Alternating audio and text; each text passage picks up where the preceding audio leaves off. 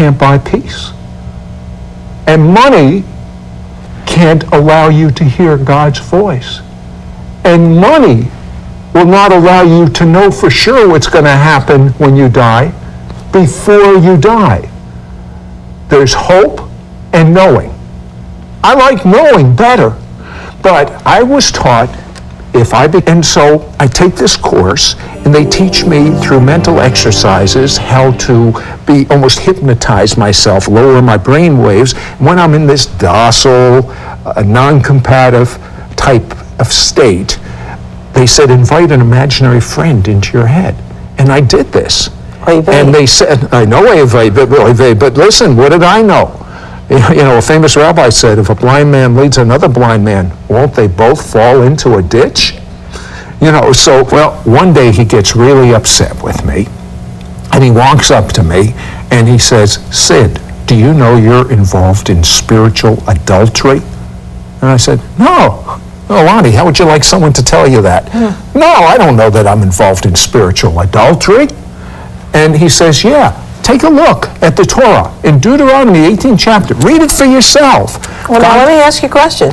What did Torah mean to you at this point? It didn't mean diddly to me. Okay, that to be quite candid, I left this wonderful job, and now I'm in trouble with God, assuming that God is really interested in me as an individual, assuming that the Torah is really from God. I don't know any of this, but just in case, Lonnie, just in case, I go into neutral gear.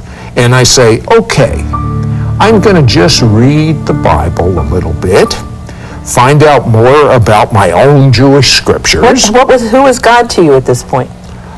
I knew. It was one of these things I knew. I knew that it was evil. I knew that the Torah was telling me the truth, that it was an abomination to be involved in the New Age. And let me tell you, last thing I was looking for is Jesus. Last. All I wanted to do was close this door that I'd opened in the new. That's all I wanted to do. I didn't know what to do. If I went to my parents, who would have given their life for me, they couldn't help me. They would have sent me to a psychiatrist. What could a psychiatrist do? I'm hearing voices, doctor. Wait. I didn't have anywhere to go.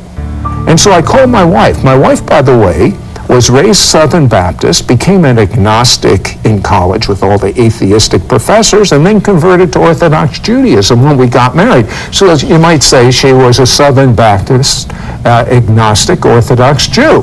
But I figured every Southern Baptist, agnostic, Orthodox Jew knew Jesus, right? Well, I called her up because we're separated, and I said, Joyce, pray for me. Things are bad. I wasn't even going to tell my parents what was going on. I wasn't going to tell my wife what was going on. For sure, I wasn't going to tell my rabbi what was going on. I had nowhere to go. And I went to bed on the worst night of my life. And remember the young boy I told you about that had these thoughts about death? And it was so awful to think about whatever is me not being here anymore. It was but life was too hard. I was one of these positive thinkers, Lonnie. I was one of these people that I could not relate to someone with a mental breakdown. I could not. They're weak people. I could do anything I could set my mind to.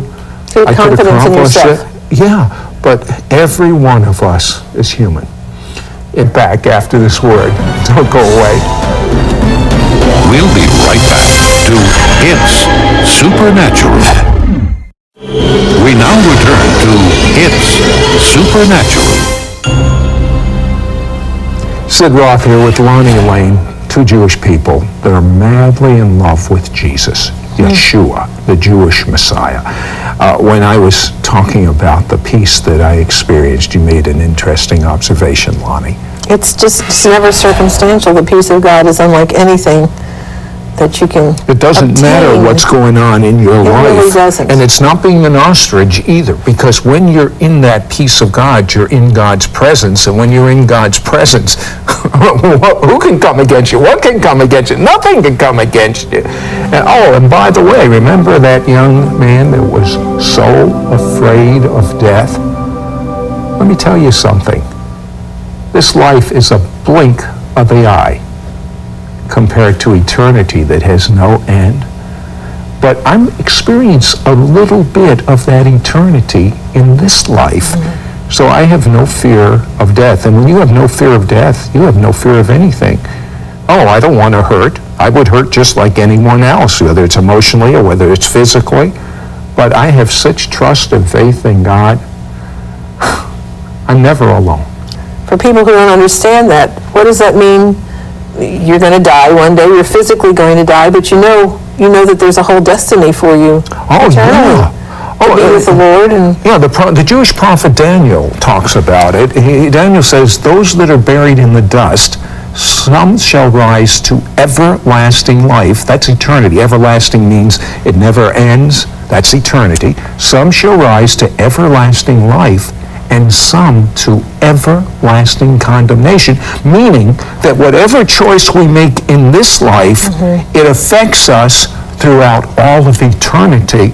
Well, as I said, my mom, she was proud of her son, but my dad, that was another story. I want to go to a clip right now of my difficult relationship with, before I knew the Messiah, and even after. It was sort of like I betrayed everything he stood for, and he was ashamed that I was a believer in the Messiah. No apparent reason, Sid felt a tangible presence of God surround him. 24 hours a day for many days, Sid experienced this special presence of God as it overflowed from his spirit. Then, I am so blessed. But you might say, that's good, Sid. But what about me? I wrote a song many years ago. I used to be a songwriter, and the song was called There Must Be Something More. And I remember the words. The words went like this: because I work, eat, sleep, and that's the way it goes. Because I work, eat, sleep, and that's the way it goes. There must be something more. And if you're an artist like Lonnie Lane is, or a songwriter like I was, we reflect what's in our heart when we create. And that's what my heart was reaching out for. I didn't know what this something more was. No one told me about Jesus. But I'm so grateful to God. And that's why I want you to think for yourself. I want you to know the facts. In Isaiah, the 53rd chapter, written 800 years before Jesus came to earth, I read that to my Orthodox Jewish father. And my father said, stop. You're reading about Jesus. My Orthodox Jewish father knew that the 53rd chapter of Isaiah described Jesus perfectly. It goes like this: who will believe the report of the prophets? And to whom is the arm of the Lord revealed? He shall grow up as a tender plant and a root out of dry ground. He'll have no form nor comeliness, and when we Jewish people see him, there'll be no beauty that we should even desire him. He'll be despised and rejected by man. A man of sorrows and acquainted with grief, and we will hide our face. But he was wounded for our transgressions, bruised for our iniquities, and by his stripes we were healed. All we like sheep have gone astray, everyone to his own way, and the Lord has laid on him the iniquities, the sins, the wrongdoings of us all. And when I read that, and when I read Jeremiah 31:31, which says, behold, the days come in which I'll make a new covenant with the house of Israel and the house of Judah, not according to the covenant I made with their forefathers, which they violated anyway, but this is the covenant I will make with the house of Israel.